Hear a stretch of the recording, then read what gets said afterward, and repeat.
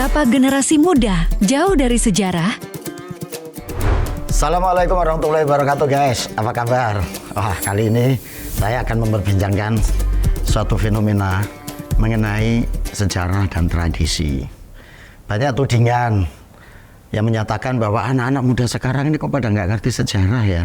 Mereka seakan-akan nggak care pada sejarah. Ada dua hal yang menyebabkan hal ini terjadi. Yang pertama, menganggap bahwa sejarah itu tidak penting. Sejarah itu nggak ada gunanya, hanya sekedar kronologi peristiwa masa lalu. Ngapain kita ditarik-tarik masa lalu, gunanya nggak ada bagi kita dalam kehidupan sekarang. Pertama, ada persepsi bahwa sejarah itu sesuatu yang tidak penting dan nggak ada gunanya. Artinya, kalau ini kita mau menganggap sejarah itu sesuatu yang penting, kita harus memberikan penyadaran pada anak muda.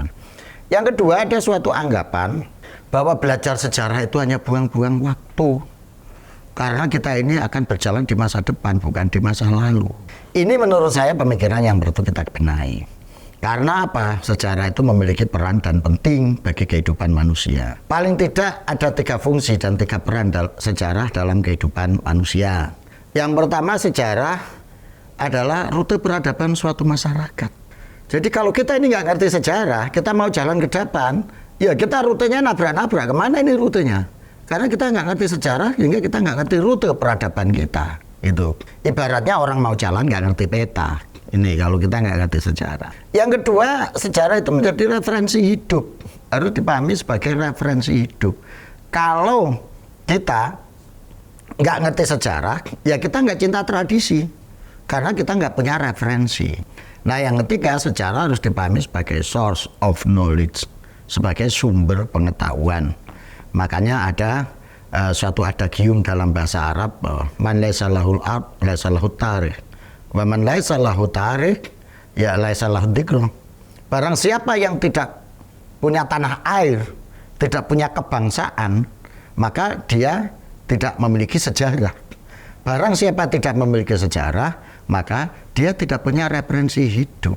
Nah, anak-anak sekarang pada nggak cinta tradisi, nggak cinta budaya, karena dia nggak ngerti sejarah. Karena tradisi itu akarnya di sejarah. Yang kedua, dia tidak memahami manfaat dan kegunaan dari tradisi itu, yang artinya bersumber dari sejarah-sejarah yang kita miliki. Seseorang yang memiliki sejarah, paham tradisi, itu dia memiliki imunitas kultural dalam dirinya. Karena dia memiliki kemampuan untuk bersikap kritis terhadap fenomena, pemikiran, dan realitas yang muncul di sekitar dia. Dia dikasih referensi A, kasih referensi B, dia tidak akan menelan mentah. Karena dia punya referensi sejarah, punya pemahaman tradisi yang dijadikan rujukan-rujukan untuk menerima, mensikapi apa yang terjadi kekinian. Nah, akhirnya dia imun.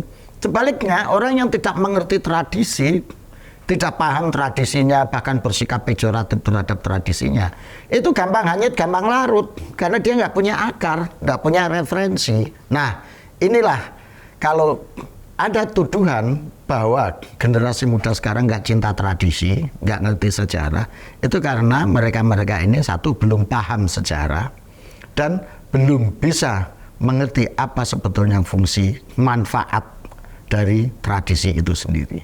Kalau dia sudah bisa merasakan manfaat tradisi dalam kehidupan dia, kalau dia sudah bisa merasakan apa gunanya tradisi bagi proses kreatif dia, maka dia akan menyintai tradisi dan menjadikan tradisi itu sebagai sources, sebagai basis pengetahuan untuk dia melakukan inovasi-inovasi kreatif dalam menghadapi situasi yang akan datang.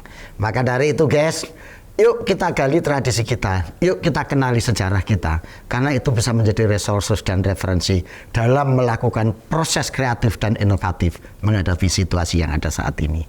Dengan mengenali sejarah, dengan memahami tradisi, kita tidak saja menjadi manusia yang kreatif, tapi juga menjadi manusia yang berprinsip, berkarakter, karena memiliki pijakan-pijakan yang jelas dalam menghadapi kehidupan.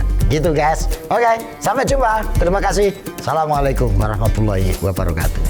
Alsastro atau lengkapnya Dr. Ngatawi Alsastro SAG MSI adalah seorang sosiolog, budayawan, dan tokoh agama di Indonesia.